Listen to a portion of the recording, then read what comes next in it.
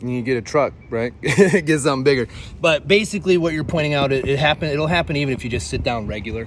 What happens when you sit like that, you're basically removing your butt's ability to generate external rotation, which is how you stabilize your low back.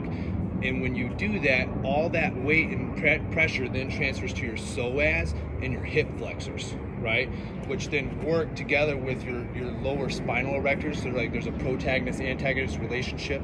Imagine the guys on this side and the guys on that side are pulling on a rope back and forth, right? And the more these guys flex, the more these guys are gonna flex to try to fix it. It's firing back and forth.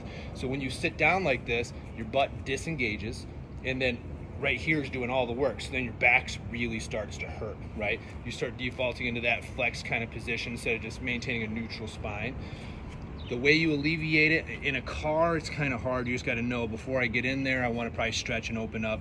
While I'm in there, try to mitigate, get done with the drive as quick as you can. But if you're in a sitting position, like that's why like sitting down like this is like, goes back all the way to the beginning of time.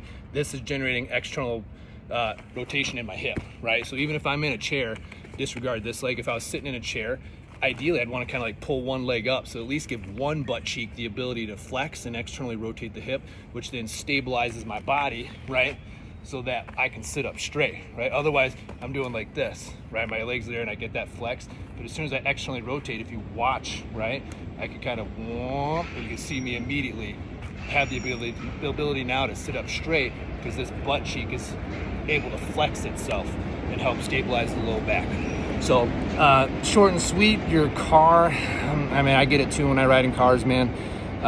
It's just trying to sit better, you know, making sure that we have our butt turned on, and we're reinforcing that position with our core. But just in general, sitting is not that great for you, you know.